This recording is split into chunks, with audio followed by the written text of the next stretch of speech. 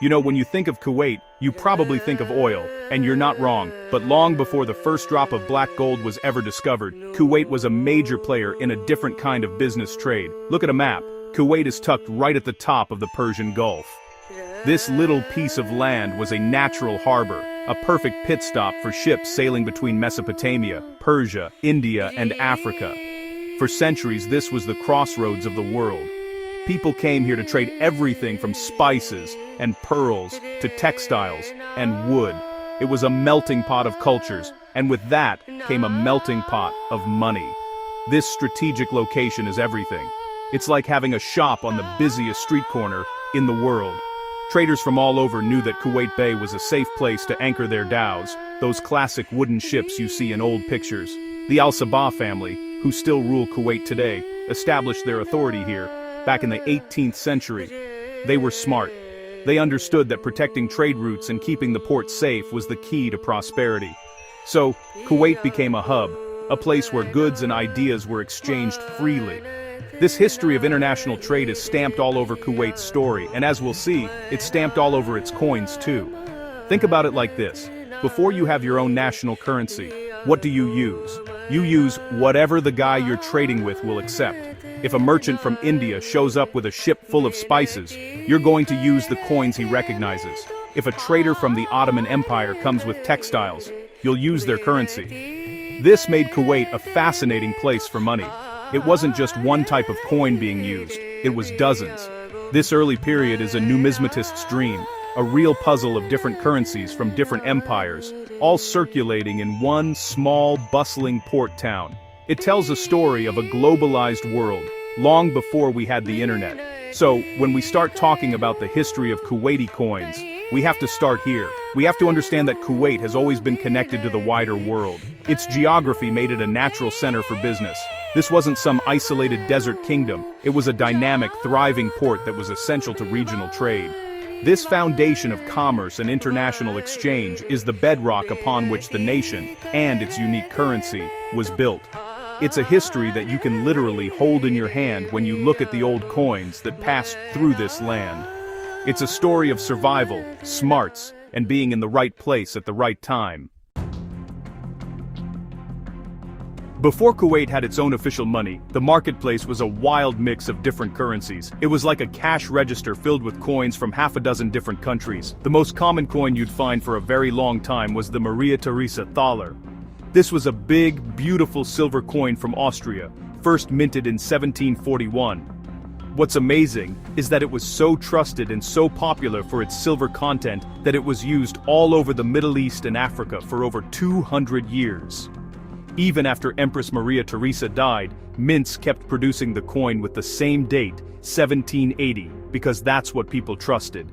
It was the international currency of its day, like the US dollar is now. Another major player was the Indian rupee. Because of the strong trade ties with British India, the rupee was everywhere in Kuwait. The British government even produced special Gulf rupees specifically for use in the region. This was a way for them to manage the currency flow without impacting their own economy back in India. For the average person in Kuwait buying fish at the market or paying a pearl diver, the Indian rupee was the coin in their pocket. It's a direct link, right there in metal, showing the powerful influence of the British Empire in the Gulf during the 19th and early 20th centuries. It was practical, it was stable, and everyone accepted it. You also had coins from the Ottoman Empire circulating, especially in earlier periods. The Ottomans controlled much of the surrounding territory, and their influence was strong. So, you would find Ottoman kurush and paracoins being used for transactions. This shows you the political landscape of the time. Kuwait had to navigate its relationships with powerful neighbors, and the money people used reflects that. It's like a historical record. You can see the ebb and flow of empires just by looking at which coins were most common in a particular decade. It tells a story of shifting power and allegiances. So, imagine you're a shop owner in old Kuwait City around 1920. A customer might pay you with an Indian rupee for some dates. The next person might use an old silver Maria Theresa thaler for a bolt of cloth. And another might have some Ottoman coins to buy coffee. You had to be a human currency converter. This era, before a single national currency, is fascinating. It shows a society that was incredibly adaptable and deeply connected to the global economy. The coins weren't Kuwaiti, but the story they tell is pure Kuwait. It's a story of a trading nation making its way in a world of giants. The big moment came in 1960. After centuries of using other people's money, Kuwait was on the path to full independence, and a new nation needs its own currency. This was a huge statement of sovereignty. Under the rule of Sheikh Abdullah al-Salim al-Sabah, the father of modern Kuwait, the country decided to issue its very first coins. This wasn't just about practicality, it was about identity. It was a way of saying to the world, we are here. We are our own nation. The currency law was passed and the Kuwaiti dinar was born, replacing the Indian Gulf rupee. The first coins were minted and ready for circulation in 1961, the same year Kuwait gained its full independence from Britain. The design of these first coins was simple, elegant, and full of meaning. The main feature on one side was a boom, that classic Kuwaiti dhow. This wasn't just a random picture of a boat. The boom represented Kuwait's entire history, its past, as a center for pearling, fishing, and trade. It was a tribute to the ancestors who built the nation from the sea. On the other side, you had the value of the coin written in Arabic script, along with the year of minting in both the Islamic and Gregorian calendars. The coins were issued in denominations of 1, 5, 10, 20, 50, and 100 fils. 100 fils make 1 dinar. The materials used were also carefully chosen. The smaller denominations, the 1, 5, and 10 fils, were made of bronze. The higher values, the 20, 50, and 100 fils, were made of cupro-nickel, a silver-colored alloy. This is very similar to how the United States uses different materials for its coins, like copper for the penny and cupro-nickel for dimes and quarters. The choice of materials reflected the value of the coin and ensured they would be durable for everyday use. These first coins were struck at the Royal Mint in London, which has a long history of making coins for countries all over the world, including many British Commonwealth nations. For the people of Kuwait, getting these new coins in their hands must have been an incredible feeling. Imagine going your whole life using foreign money, and then one day you're holding a coin that has a symbol of your country on it. It's a powerful symbol of pride and progress. These first strike coins from 1961 are now highly sought after by collectors. They represent a pivotal moment in the nation's history, the birth of modern Kuwait. They are not just pieces of metal, they are the first chapter in Kuwait's monetary story, a story that was finally being written by Kuwaitis themselves. After the successful launch of the first series of coins in 1961, the Kuwaiti dinar system became a fixture of daily life. The design with the boom dhow was so popular and so symbolic that it remained the central feature on all circulating coins for decades. It became as recognizable to a Kuwaiti as the image of Abraham Lincoln is to an American. Why change something that works and carries so much meaning? This design continuity created a sense of stability and national identity. Every time someone made a purchase, they were holding a small piece of their national heritage in their hand, a constant reminder of the country's seafaring past. Over the years, there have been very few major changes to the coin's design, which is interesting in itself. Unlike American coinage, which has seen state quarters, presidential dollars, and frequent redesigns, Kuwait has stuck with its classic look. The only significant change was a slight modification to the size and composition of some coins for economic and practical reasons, but the boom remained. The text, the denomination, and the iconic ship, these elements have proven to be timeless. This consistency makes collecting Kuwaiti coins a bit different. You're not looking for a new design each year, but rather for specific years, mint marks, or the rare error coin. The introduction of the new currency was a massive logistical undertaking. The government had to withdraw all the old Indian Gulf rupees from circulation and replace them with the new dinars and fils. There was a specific window of time when people could exchange their old money for the new. This transition was handled smoothly and efficiently, showcasing the competence of the new state's financial institutions. The Kuwaiti dinar quickly established itself as one of the most stable and valuable currencies in the world, backed by the nation's rapidly growing oil wealth. The strength of the currency became another point of national pride. Today, the same denominations of coins are still in use: 1, 5, 10, 20, 50, and 100 files. While the 1 fils coin is rarely seen in circulation anymore due to its low value, it is still legal tender. The other coins are used every day for small transactions, just like dimes, nickels, and quarters in the US. They are the workhorses of the economy's small change. The system established back in 1961 has stood the test of time, surviving economic booms, regional conflicts, and the massive growth of the nation. It's a testament to the solid foundation that was laid in those early days of independence. Like any country, Kuwait has a history of minting special coins to mark important events. These aren't the coins you get back as change from the supermarket. These are commemorative issues, often made of precious metals like silver or gold. They're designed for collectors and to honor a specific moment in the nation's history. One of the earliest and most important commemorative issues was for the 25th anniversary of Kuwait's independence in 1986. These coins were beautifully designed and often came in special presentation boxes. They were a way for the nation to celebrate a quarter century of progress and prosperity. Another major event that was marked with a special coin was the liberation of Kuwait in 1991. After the Iraqi invasion and the subsequent Gulf War, the liberation was a moment of profound relief and national rebirth. To commemorate this, the Central Bank of Kuwait issued special coins and currency. These liberation issues are incredibly popular with collectors, not just in Kuwait but around the world. They represent a story of resilience, international cooperation, and the restoration of sovereignty. For many, they are more than just collectibles. They are historical artifacts from a defining moment in modern history. Kuwait has also issued coins to celebrate other cultural and national milestones. For example, when Kuwait City was named the capital of Arab culture in 2001, special commemorative coins were minted. These coins often feature different designs from the standard circulating coins, perhaps showcasing a specific landmark, a line of calligraphy, or a portrait. They are produced in much smaller numbers, which automatically makes them rarer and more desirable. It's kind of similar to how the US Mint releases special silver eagles or commemorative dollars for events like the Olympics or the anniversary of the moon landing. It's a way to capture a moment in time in a lasting, tangible form. These limited edition coins are where the real excitement is for many collectors. Finding a complete set of the regular circulating coins is a great start, but hunting down a rare gold coin celebrating the 10th anniversary of the Emir's accession, or, say, a silver proof set from the 1970s, is a real challenge. These coins tell a more detailed story. They don't just tell you about the economy, they tell you what the nation chose to celebrate. They are official markers of what Kuwait valued and wanted the world to remember, from independence anniversaries to cultural achievements and the solemn memory of liberation. Every old coin has a story. You hold a 100 files coin from 1965 in your hand, and you have to wonder, what has this coin bought? Maybe it was used by a fisherman to buy bread for his family after a long day at sea. Maybe a child used it to buy sweets from a corner store. These coins were part of the fabric of daily life. The boom Dao design on the coin was not an abstract symbol. People could look out at the bay and see real booms sailing in and out.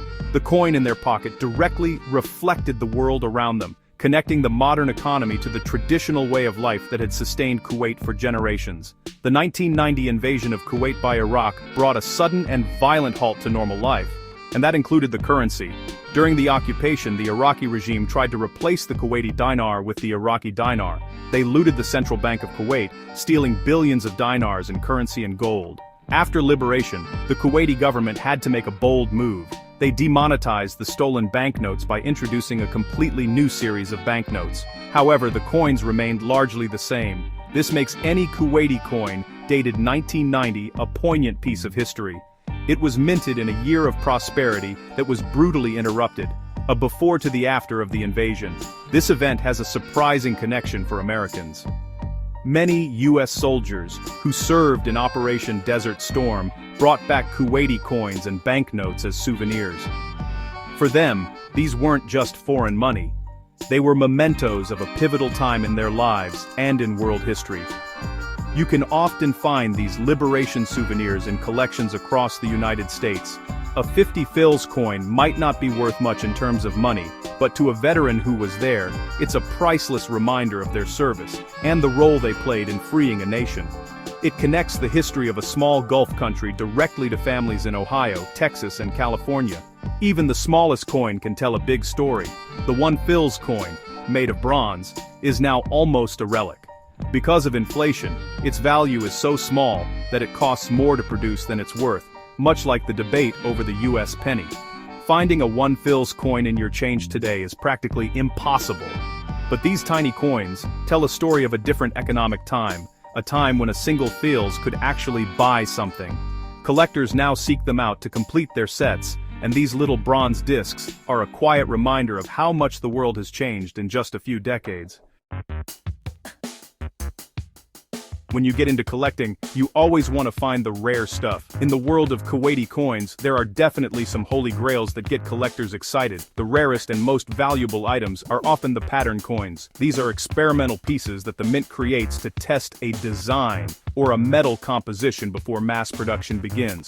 They are not meant for circulation and are usually produced in extremely small numbers, sometimes only a handful exist. A pattern coin of the first 1961 series, for example, would be an incredible find. It's a glimpse behind the curtain of the minting process, and its rarity makes it extremely valuable. Another area where rarity comes into play is with error coins. Sometimes, things go wrong at the mint. A coin might be struck off center, or it might be struck on a blank intended for a different denomination, or the die might have a crack in it. In the US, a double die penny, or a mule coin, a coin with the obverse of one coin and the reverse of another, can be worth a fortune. The same is true for Kuwaiti coins. An error provides a unique variety that is, by its very nature, rare.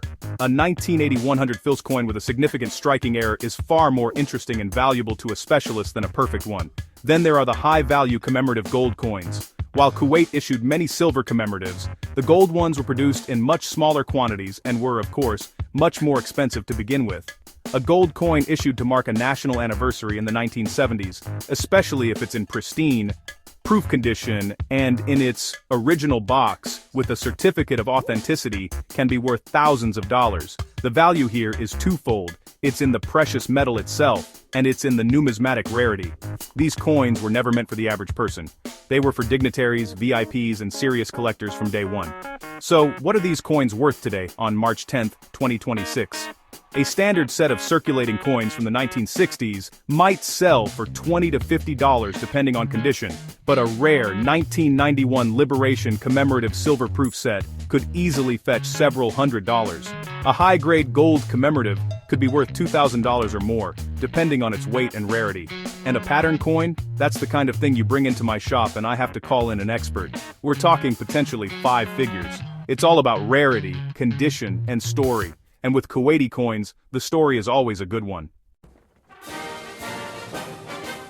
You might not think there's much of a connection between Kuwaiti coins and American history, but you'd be surprised. The link is forged in oil and conflict. In the mid-20th century, American and British companies helped Kuwait develop its massive oil fields. This partnership transformed Kuwait into one of the wealthiest nations on earth and made it a critical strategic partner for the United States. The wealth that backed the strong Kuwaiti dinar was, in part, generated by this relationship. The coins in the pockets of Kuwaitis were symbols of a prosperity that was deeply intertwined with America's thirst for energy. The most dramatic connection, of course, is the 1991 Gulf War. When Iraq invaded Kuwait, the United States led a coalition of forces to liberate the country. This was a defining moment for American foreign policy and for a generation of Americans. Hundreds of thousands of U.S. troops served in the region.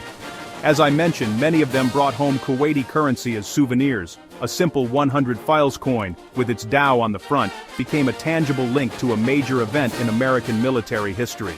It's a piece of Kuwaiti heritage that ended up in shoeboxes and display cases in homes all across America. This connection works both ways. The story of Kuwait's liberation is a story of international partnership, with the U.S. playing a leading role.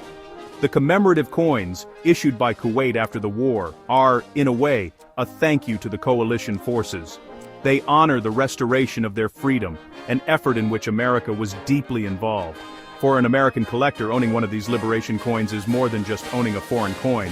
It's owning a piece of a shared history, a history where the two nations' paths crossed in a very dramatic and meaningful way. Even the very idea of a national currency can be compared to the American experience.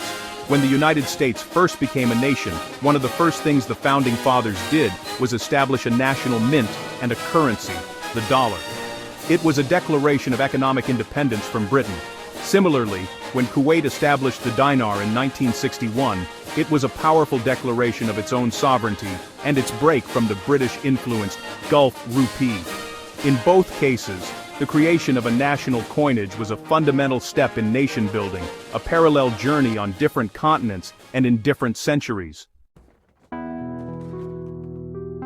At the end of the day, a coin is more than just a piece of metal you use to buy things. It's a piece of history, it's a piece of art, it's a statement of identity. The coins of Kuwait tell the story of a nation, from its ancient roots as a trading hub on the shores of the Gulf, to its modern status as a key player on the world stage.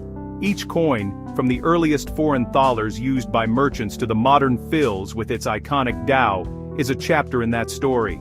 They show a journey from a small port town, using the money of empires, to a proud, independent nation with one of the world's strongest currencies. The designs themselves are a legacy. The choice to keep the boom dhow on the coins for over 60 years is a powerful statement. In a region that has changed so dramatically with skylines transformed by glass and steel towers, the coins provide a constant, grounding reminder of the nation's heritage. They honor the courage and skill of the sailors, pearl divers, and merchants who built the country long before the oil wells were drilled. This respect for history, even on the smallest of objects, says a lot about the character of the nation. It's a legacy that you can carry in your pocket. For collectors, Kuwaiti coins offer a unique and accessible field. It's not as vast or overwhelming as collecting US or Roman coins, but it's rich with history and full of interesting finds. You can start a meaningful collection without breaking the bank, but there are also high-end rarities to hunt for if you get serious. The connection to major world events, especially the Gulf War, gives the coins a broader appeal, particularly to collectors of military history or those interested in the modern Middle East. It's a collecting journey that is both rewarding and educational. So, the next time you see a foreign coin, don't just dismiss it as pocket change, take a closer look. Think about the story it tells. A Kuwaiti coin tells a tale of the sea, of trade, of newfound independence, of unimaginable wealth, of invasion and liberation, and of enduring pride. It's a small metal disc that connects the past to the present and a small nation to the entire world. And that's the kind of history I love, the kind you can hold right in the palm of your hand. You never know what's going to come through that door, or what story it has to tell.